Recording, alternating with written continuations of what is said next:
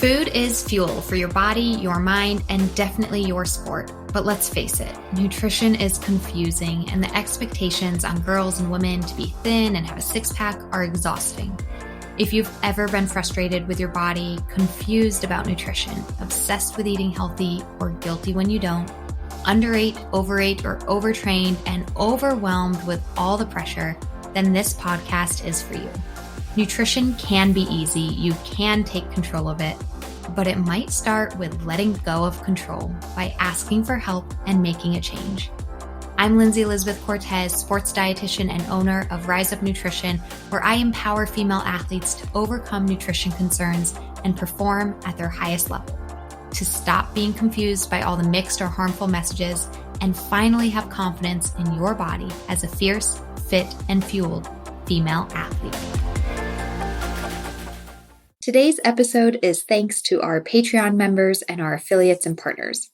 Head to patreon.com/femaleathletenutrition to join our membership or donate to the podcast, and stay tuned to hear about some amazing deals and discounts from our partners, including Prevalence, Inside Tracker, Orgain, Practice Better, and Jen and Carrie. But for now, we're getting right to the show. Enjoy. Hi, listeners. Lindsey Cortez, your host of the podcast, owner of Rise Up Nutrition, sports dietitian, and I'm here with the other sports dietitian on the Rise Up Nutrition team, Jenna Stranzel. You've heard her on the podcast before, and she works super closely with all of our clients in helping them reach their nutrition and performance goals. Jenna, welcome back. Thank you for having me. Yeah.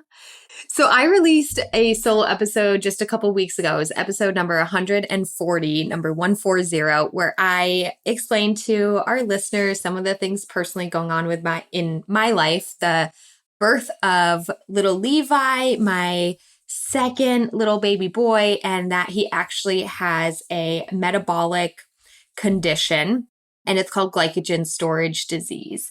And when I released that episode, I wanted to do a little life update. I did want to share this news. I certainly don't want to make a spectacle out of my children or my son, but I also I did want to share. I think for me, talking and sharing is therapeutic and actually helpful for my own emotional processing and coping, even if it is literally to people I've never met before. I've really, truly, Jenna, after putting that episode out, people I don't know who are listeners of the podcast reached out to me, and that fills my cup up. It really meant the world to me for people to reach out and send love and send prayers. And I do believe in the power of prayer. And I really think that it mattered, even people that I didn't know. So I just want to share that. I don't necessarily, this podcast is not going to turn into the Glycogen Storage Disease podcast, but it was putting that episode out. And then today's episode, we're going to talk about it a little bit more from the nutrition angle. So yeah, if you didn't listen to episode 140 it was titled My Newborn's Medical Condition and Life Updates, that'll give you a little bit of the background. But also I did that solo episode, and just talking into microphone by myself about it, I did get emotional. And so that's why I was like, Jenna, can you be with me as I record this next episode and have a conversation about glycogen storage disease? And Jenna, not only is she my coworker, but she's truly my friend. And so you and I have talked about this plenty over the last couple months. Yep. And so yeah, so she's gonna, but Jenna, just to hear from you, when I first told you that I think Levi has glycogen storage disease, did you, as a dietitian, did you know about it? Because I don't really think that I did. I really don't think we learned about it in school. We didn't learn about it. Yeah. And I think taking a step back, I was like, okay, without looking and Googling first, what do I think this means? Yeah. Glycogen storage disease. Yeah. It's well, that sounds impossible. Yeah. I think that she probably got that wrong. And then eventually the body will just kick in and it'll just start working. Kind of when you're just starting a lawnmower, it's and then eventually it'll figure it out. But then when I first Googled it, pen came up and I was like, oh, this is a lot. Yeah. And, first, one of the first things seeing is it's not curable, but manageable. And I was like, okay, this is a little human being And it's not like they come out of the womb being 11 years old and 12, where they start to like take on some of those like little bit more responsibilities, like when they go to school or whatever.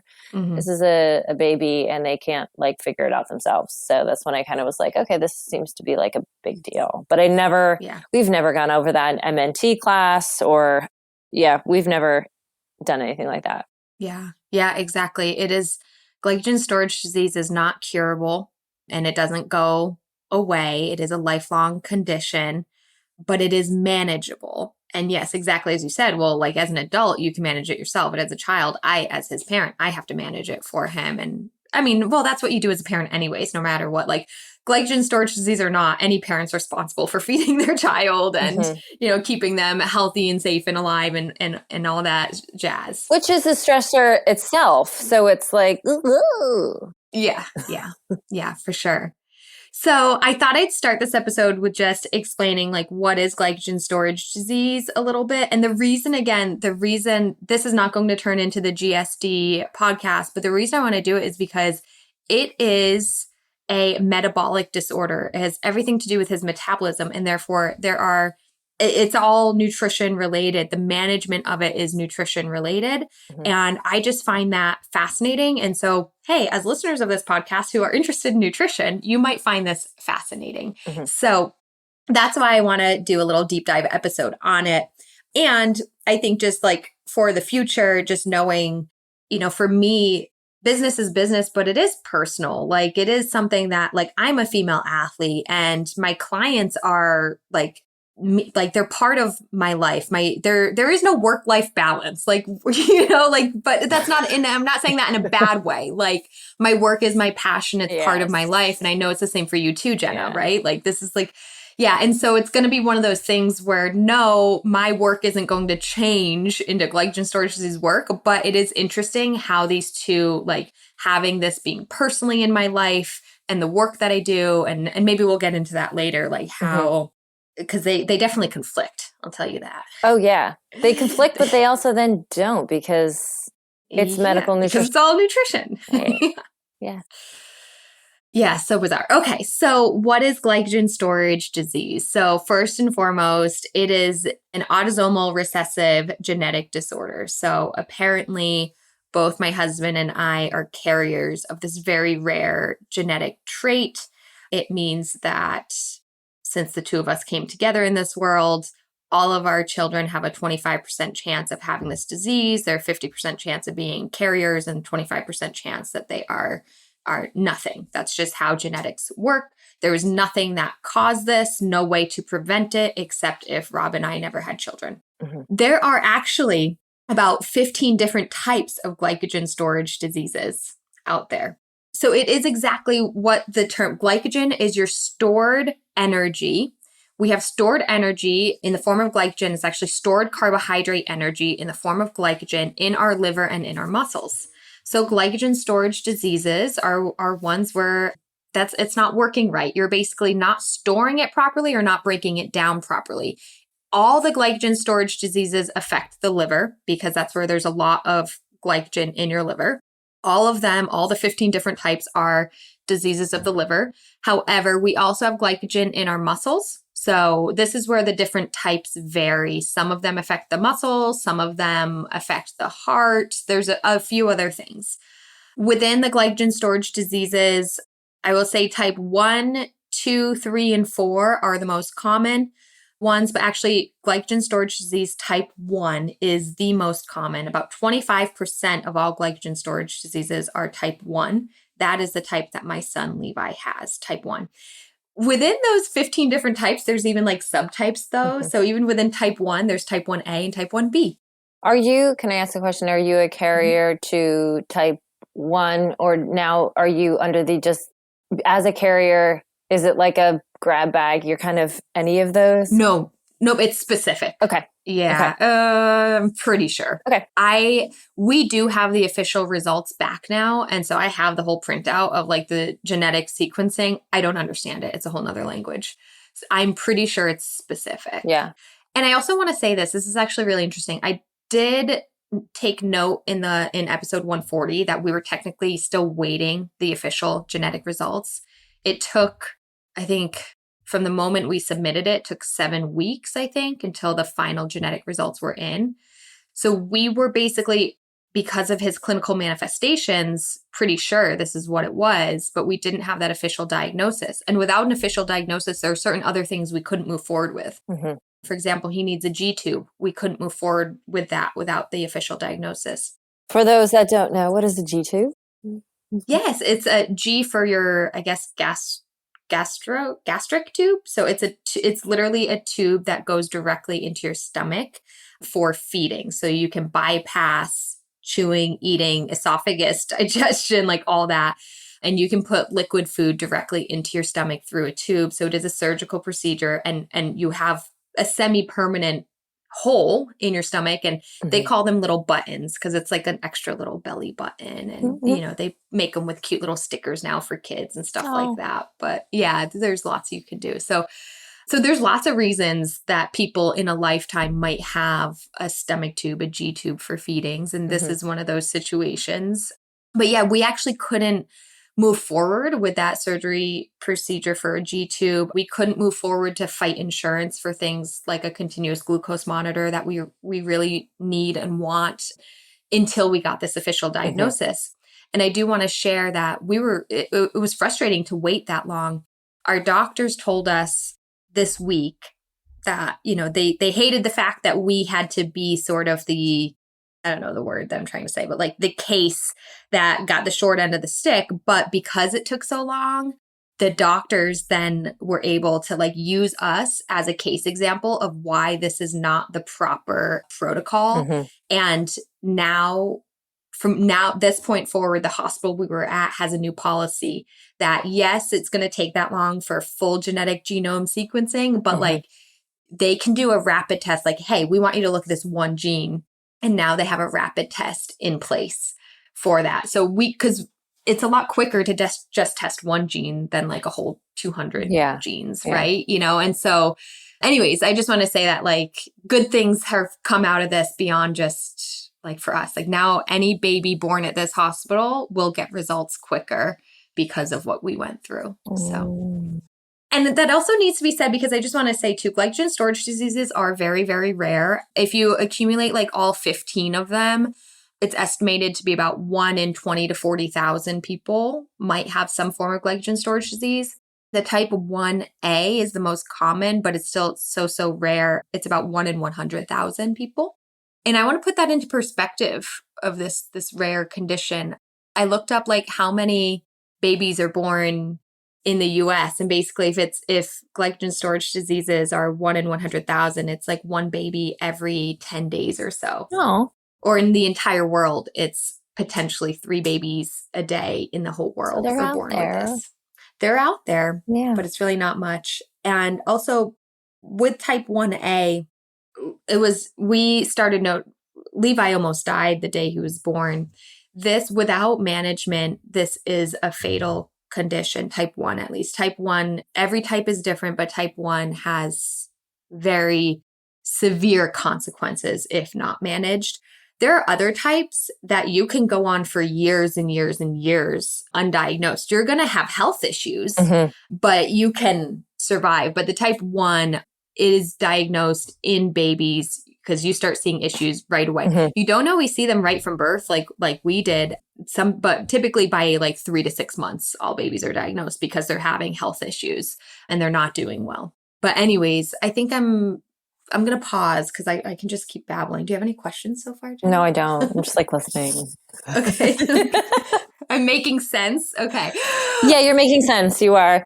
I don't know if you explained the last time because I didn't listen to the last week's podcast, but you did explain this when we did the team talk like a couple weeks ago, and what was the sign that you knew where something was wrong? I don't know if you explained that in the last podcast. Okay. Yeah. So let me actually talk about I just want to, as a little disclaimer, say I'm a registered dietitian. My son currently has will always absolutely definitively has type 1A glycogen storage disease, but I am not an expert in this. I am learning as I go. So maybe somebody stumbling upon this podcast who has glycogen storage disease and has had it for 10 years, like I'm not claiming to be the expert. Like there's so much I still don't know and I'm still learning, but I'm going to talk about what I do know so far. So with glycogen storage disease, all of them, again, it's an issue with either how you store or how you break down your glycogen, which is definitely in your liver and might also be affecting how you store or break down things in your muscle. With type 1A, the type I'm going to focus on, it is with the enzyme called glucose 6-phosphatase enzyme in your liver. That is defective. And that affects gluconeogenesis and glycogenolysis. So gluconeogenesis is how you make glucose. And without glucose 6-phosphatase, babies with glycogen storage disease cannot properly make glucose from non-glucose materials. Mm-hmm. Which you mean is like they can't break down proteins or... Yes. So I'm going to jump ahead a little bit. Like as we get into this, some people might think, oh, maybe this is where the ketogenic diet, you can use ketones as fuel instead. Well, no, because even in the ketogenic diet, to use ketones, you still need glucose 6-phosphatase enzyme, and that's not working. So that's it. That wouldn't be a solution in this. A ketogenic diet actually is a solution. One of the other types, I might be wrong on this. I think it's type 3. I might be wrong on that, but doing a ketogenic type diet might be helpful in that. Okay. So getting back to 1A, it's difficult. The glucose 6-phosphatase enzyme that's defective. He cannot properly, like something in the making of glucose is off, as well as the breakdown. So glycogenolysis, which is where you break down your stored glycogen into energy, doesn't work. And I think the easiest way to explain this, like in very lay terms, is Levi has stored energy and he cannot access it. Okay. So when we give the example, even to our clients, Jenna, that food is fuel, and we're like, oh, you need to refill your gas tank. But like the reality is that in humans, not animals, this is not an animal podcast. In like the reality is you need to refill your gas tank, but like everybody has like backup and storage gas tanks, right? Like we have like, oh, we've got extra gas in the back. If we ever run out of fuel, we'll just tap into that. Well, that's not the case for Levi. He cannot tap into his storage tanks. It's just like he needs to be constantly fed. Yes, constantly. Because what happens if he's not, if his fuel tank runs low and he can't tap into his stored energy, then his blood sugar drops. And what happens when your blood sugar drops? Well, your brain relies on blood sugar. Your brain relies on sugar, glucose, blood glucose. And so if your blood sugar is dropping, your brain isn't getting energy. And this is why this is a potentially fatal condition, because Levi's blood sugar in less than 3 hours can drop to critically low levels that would result in a seizure, brain damage, or death if this continues. So he needs to constantly refill his gas tank. It can never get to empty, basically. If it gets to empty, then that's not good. So it's funny because it's like, we give this analogy to our clients of you need to refill your gas tank. And it's so true. It's just that a healthy body also, well, we do have a backup gas tank for just in case. And in Levi's case, that just in case doesn't exist because he can't access his glycogen. I'm trying to think of like examples. The only thing I can think of is like electricity, because like you don't save electricity, do you? Like solar power, you do, because you gotta with the sun. But like I'm thinking the only thing that literally like once it stops, it stops. Like the power's out, the power's out. Yeah. There's no moving forward. Like I don't know. I'm just thinking. Like even fish, like they just, or like big animals in the ocean, here I go, is like they're just eating fish all day long, but they're storing it. Yeah. Yeah, they're storing it, saving it for later. And Levi really can't do that. He can't do that. Yeah, so I think like going back to your question of what were the signs and symptoms of how we figured this out is because he had at birth, when a baby is born, like they're not like, he did do one breastfeeding session, but like there's not much milk supply. Like he really didn't eat yet. And then once the umbilical cord was cut, basically within an hour and a half, he had undetectable blood sugar. That's how we knew. Like he could not access his stored energy. Because of, and those that are maybe younger and don't understand the importance of an umbilical cord, that is the... Oh, yeah. It was during pregnancy when he was in my body, he was getting all his nutrition from me. So he didn't need his own stored energy. He didn't need to eat himself. I was supplying, I was maintaining his blood sugar. Yeah. Yeah. So there's a little bit more to this. So he cannot, without the G6P enzyme, he cannot break down stored energy. So he needs to be constantly fed to keep his blood sugar within normal limits. And then the other thing too, though, is that this G6P enzyme is involved in other ways to metabolize nutrition, including the metabolism of fructose and galactose is done with G6P enzyme. And so some people might know this, and why fructose does get, some people know that fructose in our world of just like trying to eat healthy and sports nutrition, there are some people who are like scared of fructose and say it metabolizes differently. Well, I want to say flat out, you don't need to be scared of fructose. It's a wonderful natural sugar, energizes your body, but it is metabolized differently. It is metabolized in the liver with the help of G6P enzyme. And in Levi's case, this enzyme doesn't work. Mm-hmm. And so he actually cannot break down fructose as well as galactose. He can't break down galactose. Now, galactose is a simple sugar, but it's not really found ever by itself, but galactose is part of lactose. So lactose is a disaccharide, which is, I guess it's galactose and glucose bonded together. And so same thing with sucrose. So fructose is your monosaccharide. It's just an individual sugar. And then sucrose is a disaccharide where it's actually fructose and glucose bonded together. But no matter what, Levi cannot break down galactose or fructose. And so therefore he cannot have lactose or sucrose because his body cannot metabolize it. He's missing this enzyme. So this is where I was kind of getting at earlier, like, oh, the work I do as a dietitian kind of conflicts with glycogen storage disease because I have been preaching for years, sugar is good, you need sugar. And suddenly I have a child who cannot metabolize sugar.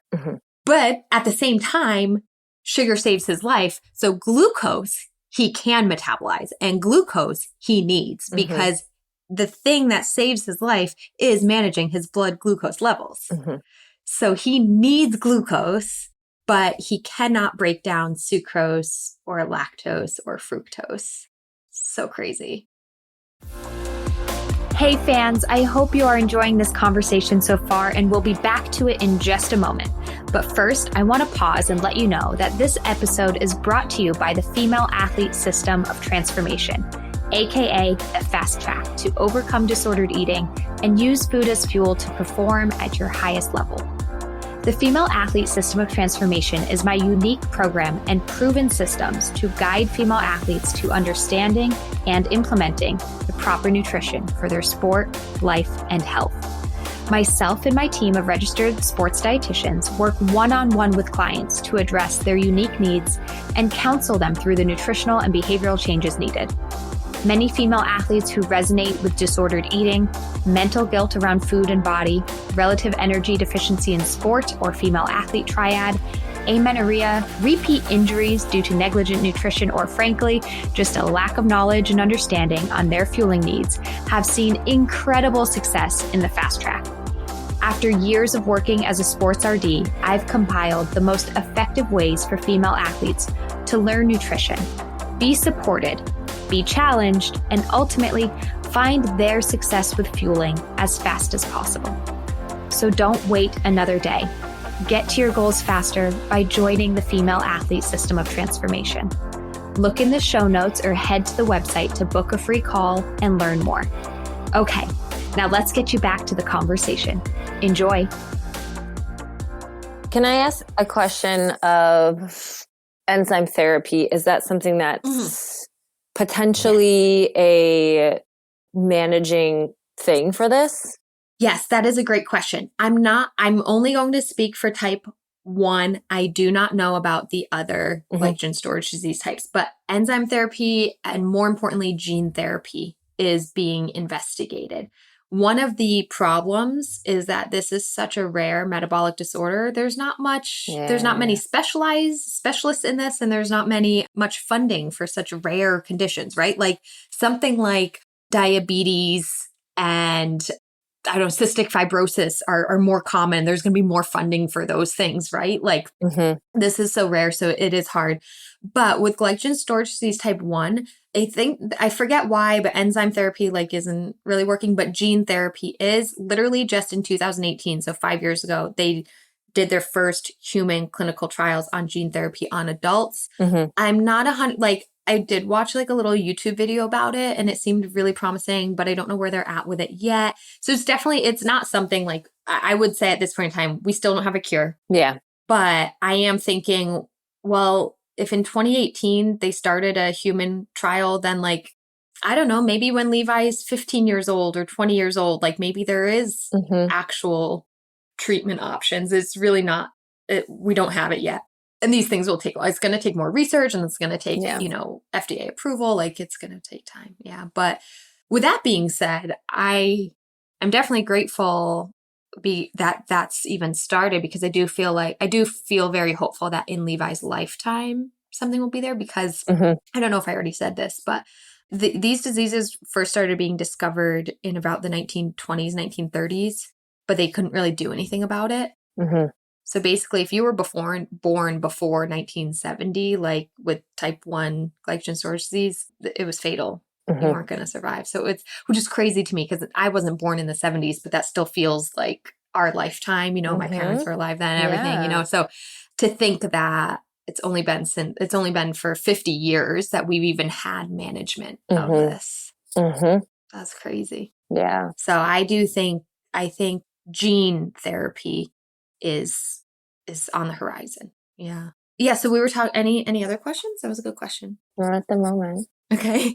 So we were talking about the biggest thing is making sure that he maintains his blood sugar, because he cannot access stored energy. But with glycogen storage disease, you have to always have carbohydrates, but in the form of glucose in order to maintain your energy, your blood sugar. And but I think some other signs and symptoms that are off is that, well, if you were either consuming things that you cannot metabolize. So if you are consuming, in the beginning when Levi was born, I was breastfeeding for a little bit, but his body couldn't metabolize lactose. So what was happening? Well, if you don't have the G6P enzyme to metabolize it, all these other weird pathways were happening instead. This is such a stupid question. This is just oh my God. Mind you, I am a dietitian and I feel like I'm a good dietitian, but now the light bulb went off that it's human milk, it's lactose. Yeah. Yeah. Which I'm just yes, human milk has lactose. Yes. How would he have cow's milk? Right. No. Yeah. Breast milk was lactose, and yeah. Light bulb. So, yeah. Well, yeah, it's not like every human is lactating all the time, so it's not something you always think about. Yeah. I'm just, there's probably other dietitians listening to this, eye rolling right now. Is okay, I don't have children. I'm sorry. But no, unless you do it yourself, you really don't think about it. Yeah. No.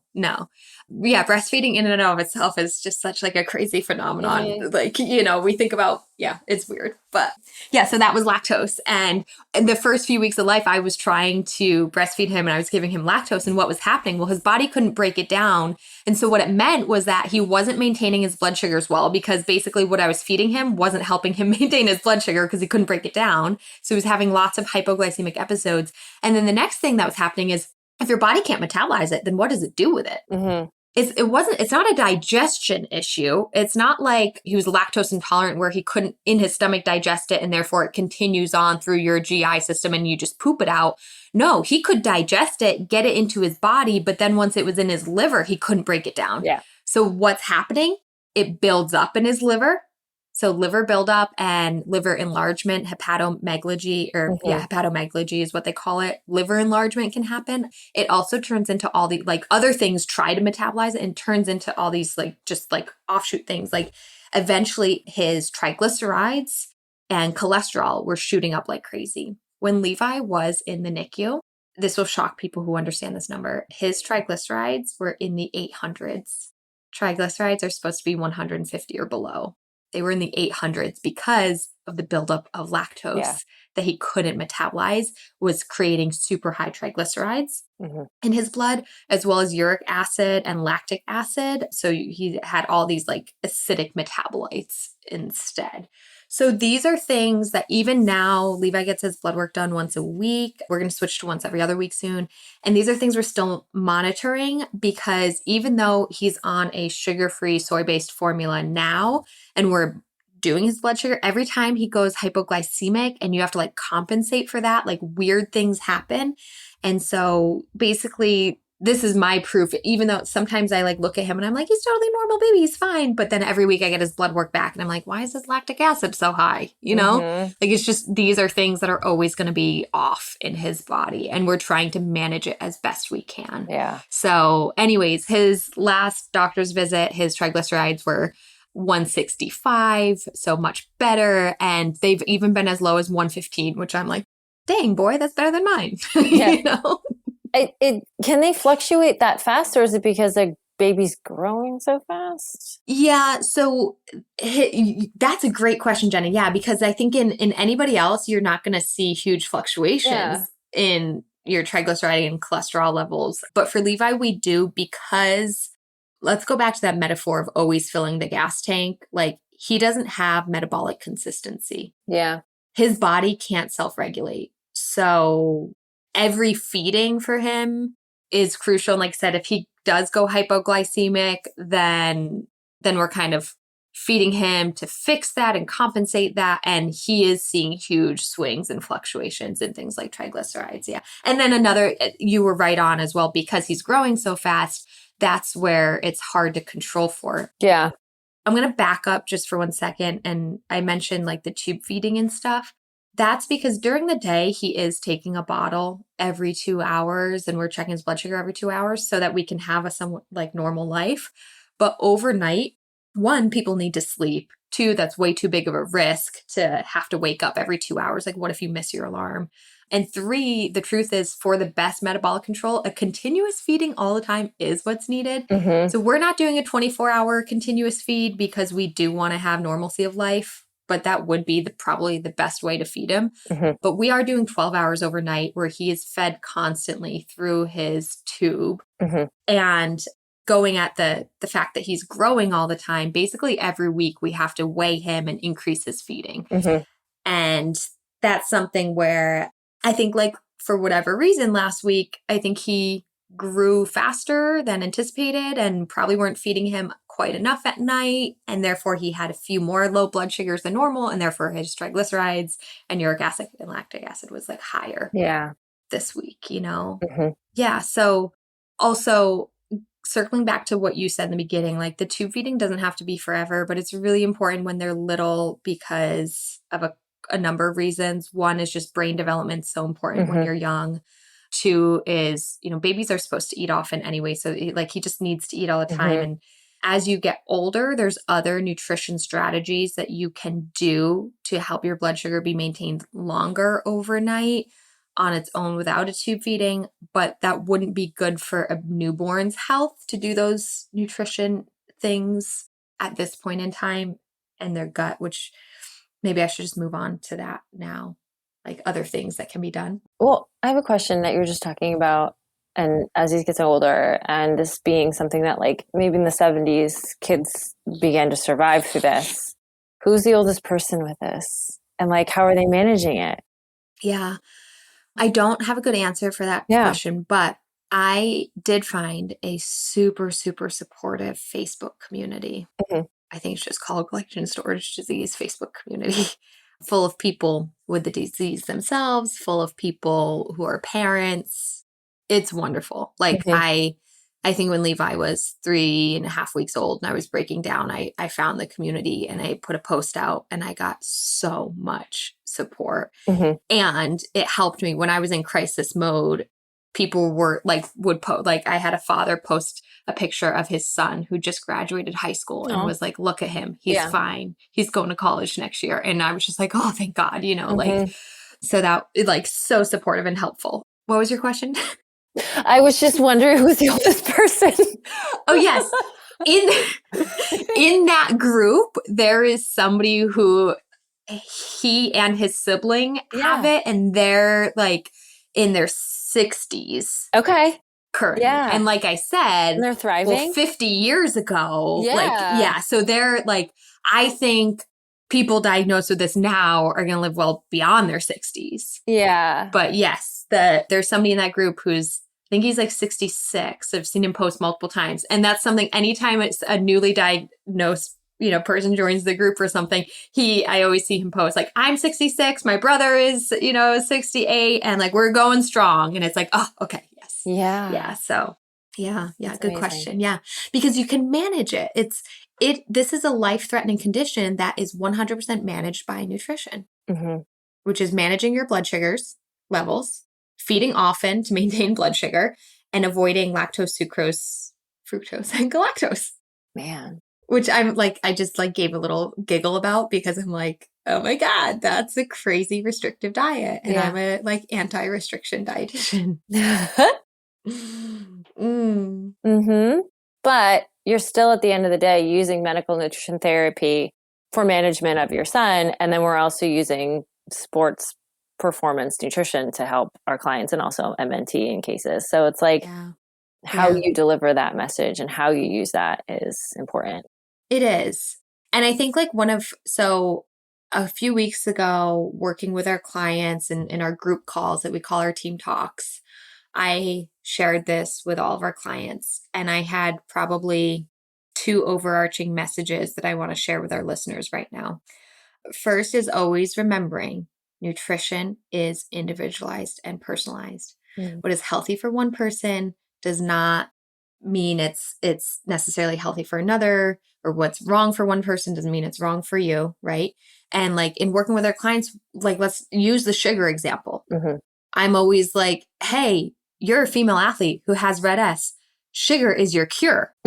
You are afraid of sugar because diet culture has made you afraid of it, because maybe it's not the best for a sedentary 60-year-old type 2 diabetic. Maybe it's not the best for them, but like you are an active female athlete who's, wants to run a PR or wants to, get a college scholarship or wants to heal from red S. Like sugar's your best friend in that, right? There's no such thing as a good or bad food. It's all about context and individualized. And that's something that I keep going back to with Levi, that I'm like, okay, for him, sucrose is not good for him. And I'm trying to figure out, okay, but that I don't need to be scared of sugar. Yeah. Gabe doesn't need to be scared of sugar. My husband doesn't need to be scared of sugar. My listeners don't need to be scared of sugar. My clients don't need to be scared of sugar. Right. All of us have appropriately functioning glucose 6 phosphatase enzyme. Like, right. And I want you to, so nutrition, like overarching message, nutrition is individualized, and like, we can't take things that we hear and so much of diet culture and like, I think does stem from MNT. Like you talked to our clients in our alumni program last week about sodium and how like there's so much fear about salt and sodium in diet culture. Well, where does that come from? Well, it comes from more medical cases of like people struggling with renal disease or diabetes or high blood pressure that might need to monitor their sodium. And suddenly that's applied to everybody. And it's like, no, you're a triathlete. You don't need to be scared of sodium. You need more sodium, and your fear of sodium is hurting you, right? Like we have to put this into context for ourselves. And so, I have a lot to navigate as a mother as far as how do I raise a child with dietary restrictions while the rest of the family doesn't? Right. How do we keep one person safe while not making the others feel scared? Also, how do we all be supportive so one person doesn't feel isolated, left out, like they're the one, like I have a lot to navigate with that. And this is very similar to maybe parents with children with food allergies. It's like, it's similar with celiac disease or something like that, of like, oh, like we, as a household, maybe we shouldn't have gluten in the house, but it doesn't mean that gluten's bad for me. Right. And those are, We have my second cousin who's like a little mini Jenna, and she has a very severe peanut allergy. Like even if she walks into like a ice cream parlor and there's like she can kind of just like already with and she can sense it. Yeah. But you know what? The responsibility that she took on, you know, as she was 4 or 5 years old and being like, did you read the label? You know, and she was able to go sleep at someone's house because, you know, the parents were like, okay, we got the instructions. And then we also had her being like, did you check? Did you check? Did you check? And I think that the support system, or just like letting them know that like it's manageable and it's not scary. It doesn't have to be scary. Yeah. And they feel like, okay, I can just feel normal. Yeah. We just don't eat peanut M&Ms in front of her. That's all. Yeah. Thanks to Inside Tracker, I can get insights and feedback on my blood biomarkers whenever I want to. No more waiting for doctor's visits and them telling you you're fine. Instead, you are in control of your health with Inside Tracker. For 20% off any of their products, blood biomarker testing, DNA kit, and age, head to insidetracker.com and use the code RISEUP. Take your health into your own hands. Health, wellness, and fitness coaches, listen up. Practice Better is the all-in-one platform that I use to manage my business and my clients. From client scheduling and messaging, hosting sessions, taking notes, creating modules, invoicing, telehealth, building reports, and more, Practice Better is the better way to manage your practice as a nutrition or health or fitness coach. Look no further. Use the link in our show notes and use the code RISEUP20 for 20% off your first 4 months plus a 14-day free trial. I've been using Practice Better since the inception of my business, Rise Up Nutrition, and I couldn't be happier. Again, the code is RISEUP20, all caps. Use the link in our show notes for 20% off your first 4 months and a 14-day free trial. Let's get back to the episode. And it's so funny, as the mother in this situation, I have my good and bad days. And some days I'm like, it's fine. We just manage it. We just make sure he's got good blood sugars. Like, it's fine. And then other days I certainly like freak out about all the, like last night, no joke, I was having more freakouts about the pump that he has going at night and all the ways that like, if this thing malfunctions, right, you know, how scary is that? Yeah. But then, and I really hope that people with anxiety, what I say next isn't going to be triggering. If you have very high anxiety, maybe just like fast forward for a minute. But something that I've used to cope, to calm me down, is actually recognizing that even though I'm feeling this like heavy responsibility for my son's life, I try and scale it back by recognizing we all have responsibility all the time. There's risk all around us. I'm like, the responsibility I have of ensuring the pump is working correctly for Levi to maintain his blood sugar. Well, I have a responsibility to feed Gabe lunch every day. You know, like, how is it? You know what I'm saying? Yeah. And I think about that. I often tell some of our clients when they get a little annoyed with their parents and stuff. And it's just like, your parents' number one job is to keep you safe, you know, to keep you alive, you know, and for you, like, okay, so you make sure that Gabe doesn't run out in the front of the school bus. Yeah, that's just the same thing. Exactly. Yeah. Like, it doesn't even have to be food related. It's like when I'm driving, I have a responsibility to pay attention to the road. Yeah. Otherwise something terrible can happen. Like, right. There's risk all around us, and we have a responsibility for ourselves and for others every day.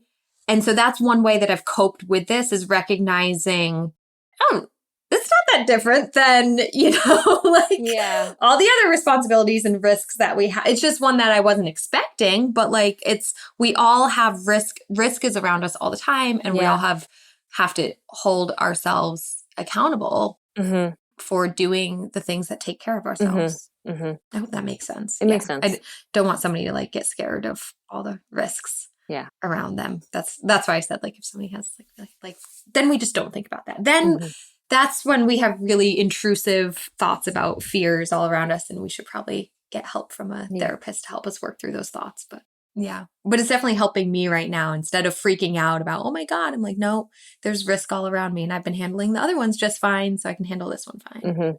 So okay, going back to like some overarching messages, the first was like nutrition is individualized. What's good for one is not always good for another. What's bad for one doesn't mean it's bad for you. And to separate yourself, like this is the thing about being a fierce, fit, and fueled female athlete, is to actually embrace the fact that you are healthy and fit. And like you don't need to abide by some of these nutrition implications that were derived from medical conditions. You know, like be grateful that that's not you, which I think is leading me to my second like message that I had for my clients is when it comes to like disordered eating behaviors, I feel that a lot of people have almost wanted something to be wrong with them because there's this like disordered desire to eliminate or restrict your diet.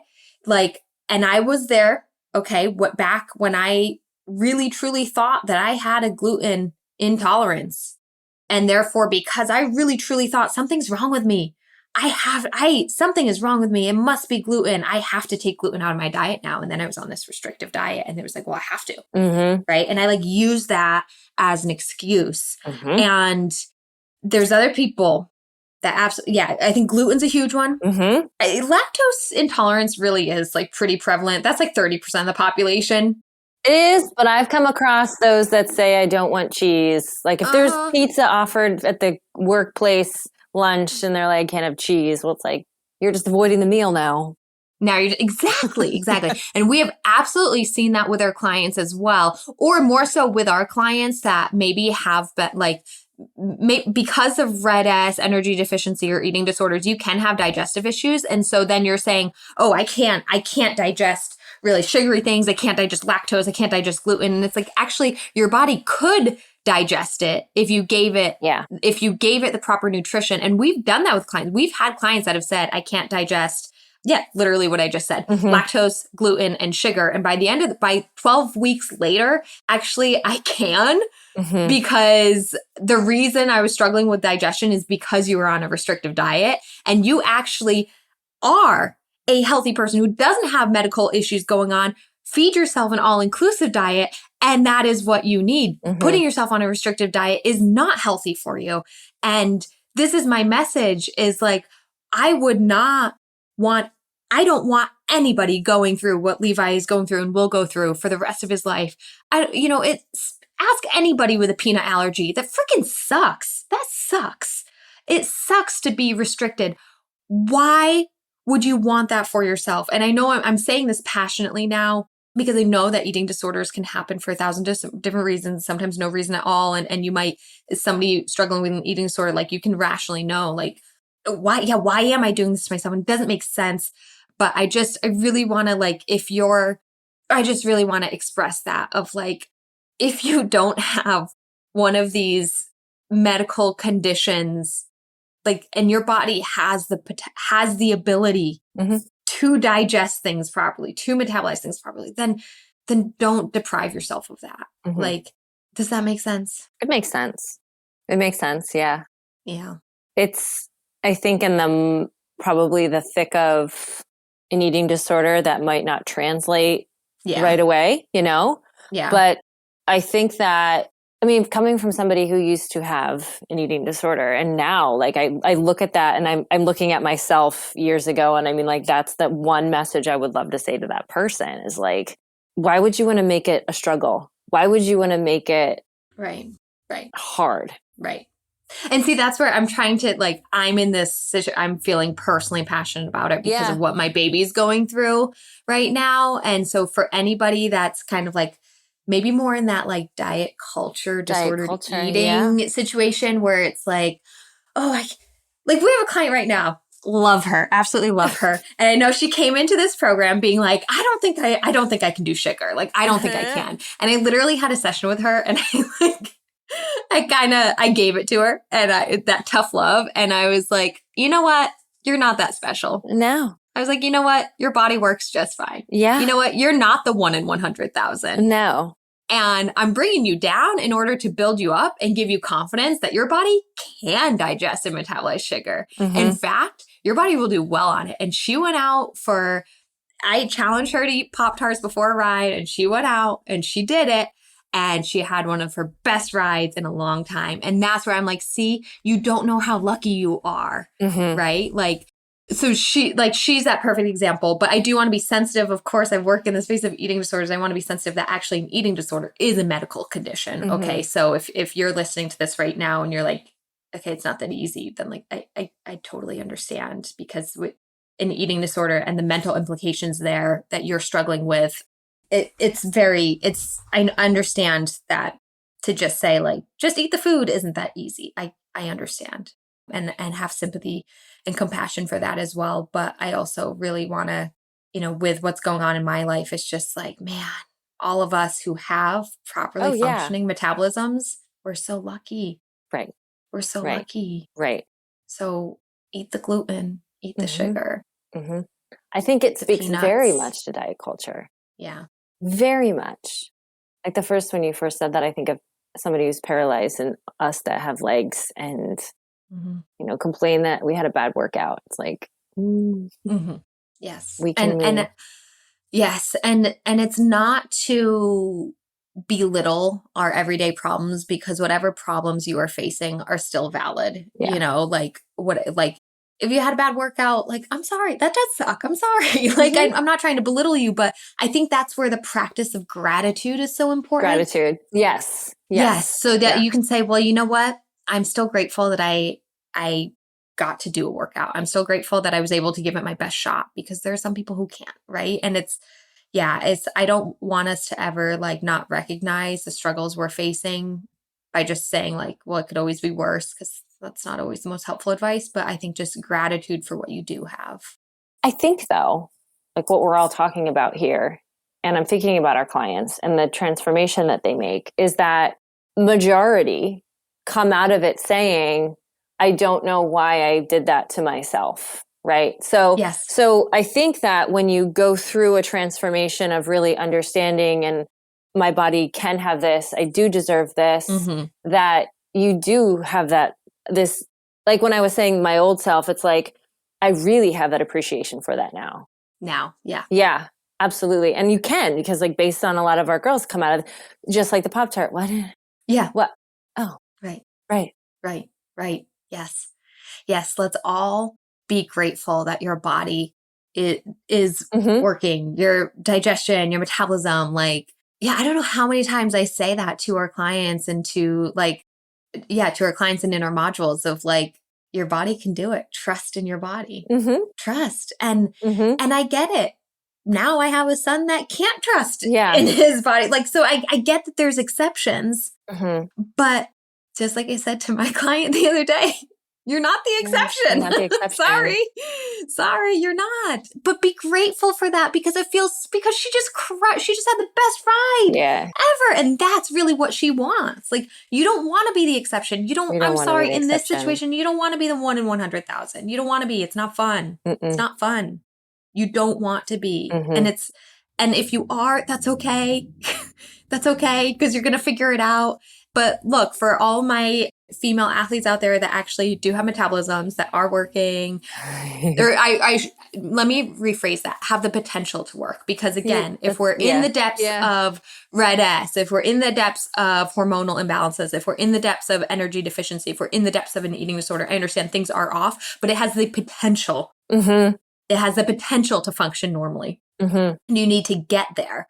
You need to fix what's wrong to get there. Like, I want you to have confidence that your body can work, that your body is working for you. It's not fighting against you. Right. Work with your body and it can do amazing things, and you don't have to be restricted. And I still love sugar.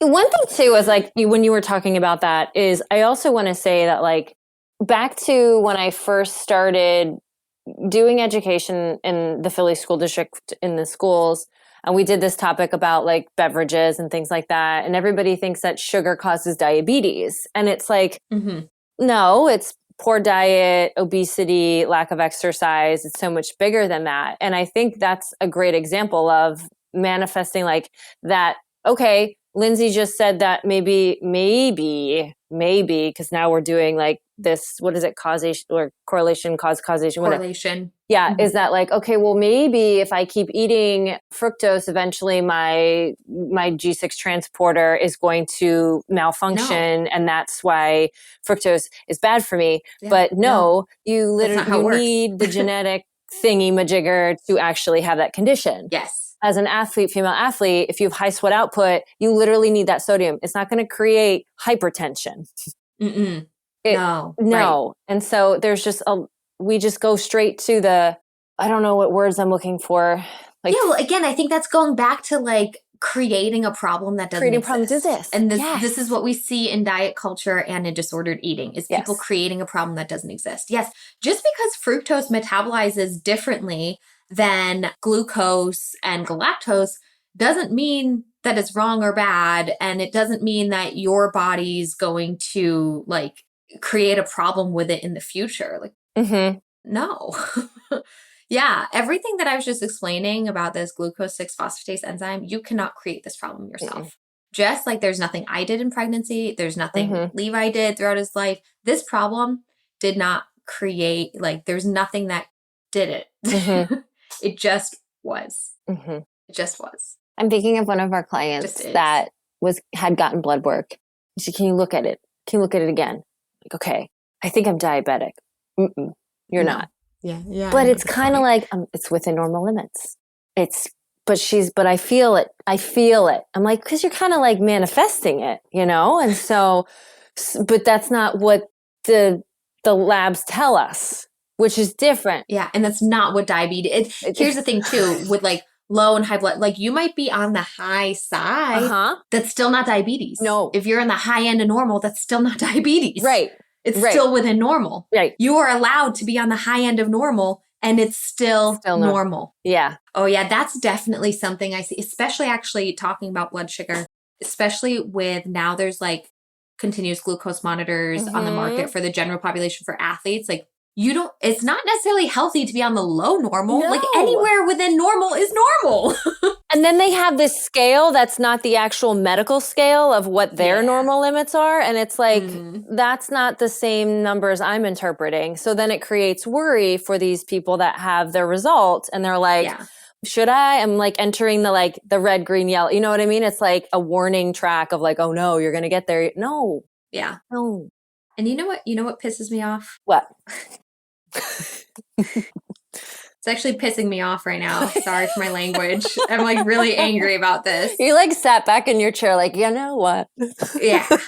It angers me that there's these continuous glucose monitors out there for a healthy population with people. The point is you're healthy. You don't need to monitor your glucose. Correct. You have glycogen and insulin and G6 glucose 6-phosphatase enzyme that works for you. You don't need to monitor, and yet you can just go by and do this. And I have a child whose life depends on it, and insurance is not covered. Yeah. It's not FDA approved if you're under 2 years old or something like that. I'm going to fight insurance for it. I'm going to fight. Okay. So this is what angers me. Yeah. The technology behind continuous glucose monitors was designed for diabetes, which runs high blood sugar. So they're actually most accurate at the higher blood sugar numbers. The lower your blood sugar goes, the less accurate these devices are. So actually, even though I really want one for Levi, because I think I can start to see trends throughout the day or how his body responds, but it still actually it's not reliable in low blood sugars. So like anything running on the like 70 or below, like I would then have to do a glucometer heel prick or finger stick anyways to like double check it, because they're not they're not as accurate with low, and therefore you can't really rely on it. So it is interesting. Anyways, that's why I'm getting angry, because I'm like, the everyday person can get this device and I can't. You can't. Yeah. I mean, I can pay for it out of pocket, but it's just tricky. But yeah, I think it's just like, if you are healthy, then these are things that you don't have to worry about. We do that within our team with hockey. We don't really give the lab work back to them unless is there anything we even need to talk about? Because once they see the data, and we don't want to create a problem that doesn't exist. Right. Glucose monitors, we're like, y'all are healthy. Why do we need that? Right. Yeah. You've been healthy your whole life, functioning at this level. We don't need to create something that needs to exist.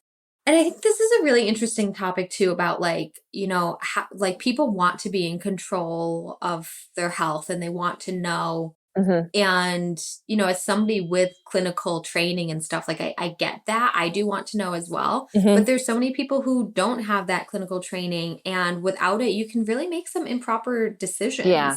And so it is a little dangerous. Same thing like when I worked in the collegiate setting and we had a bod pod for body fat percentage, body composition. It's like, okay, we did it on some of our athletes. And then it was like, but we're not necessarily going to give you the number. And then people will be like, but why? And it's like, because how you process this information, what you do with it isn't quite the same as what a medical professional does. And, I'm not trying to say that we don't trust everybody, but it can be dangerous if not used appropriately. It can, if you've got a team environment that is, what's your number?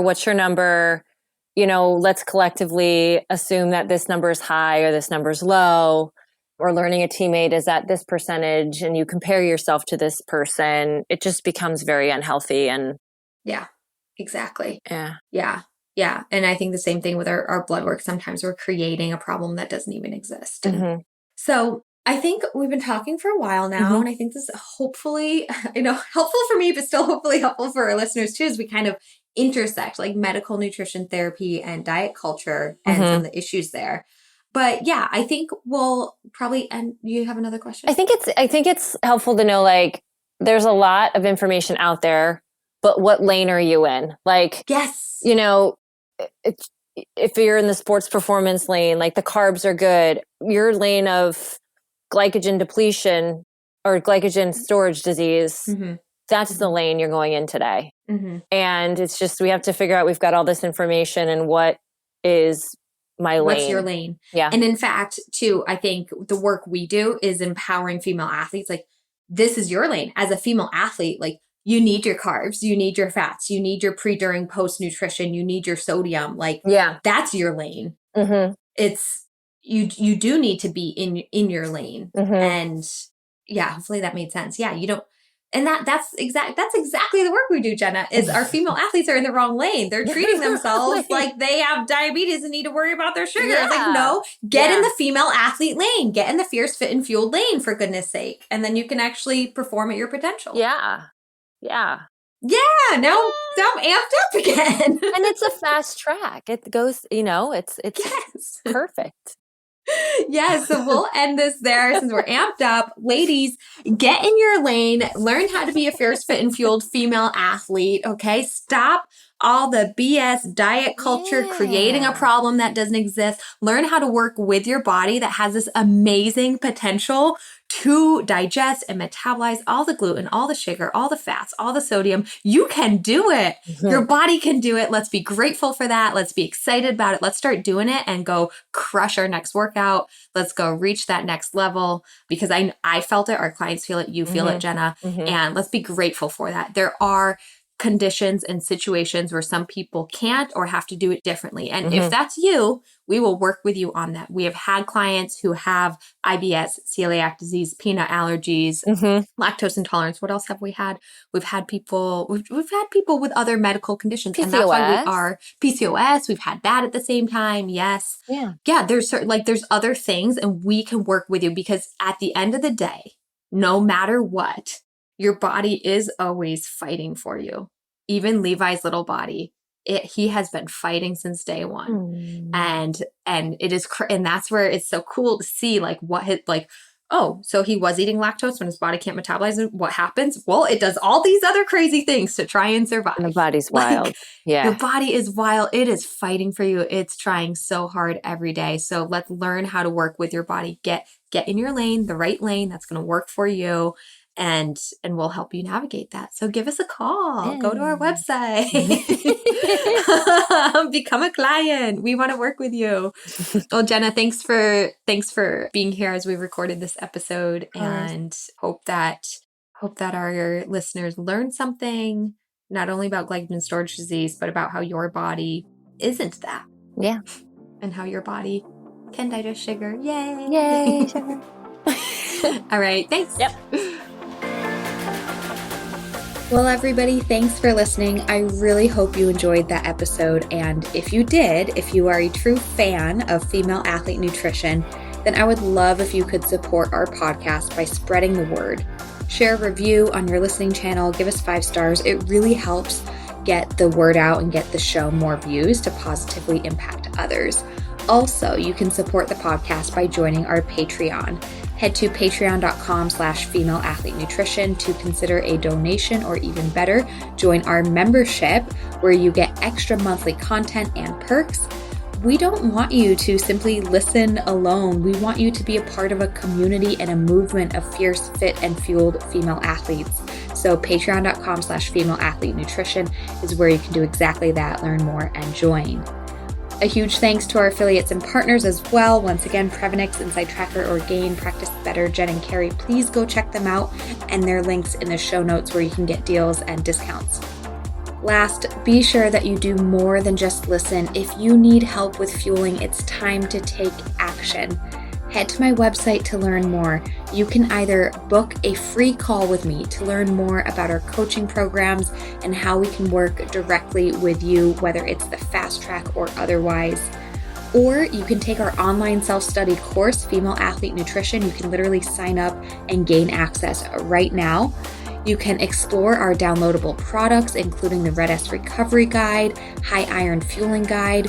Or if you are a coach of a team, check out our brand new Coaches Toolkit for teams. You can also just learn more. We have a blog, a Red S quiz to see if Red S is affecting you. If you need help, I want you to get help fast. Too many girls and athletes struggle with nutrition, but you don't have to any longer. You can rise up with the power of nutrition, take action today in any of these avenues, and become fierce, fit, and fueled. Links in the show notes, and we'll see you next time.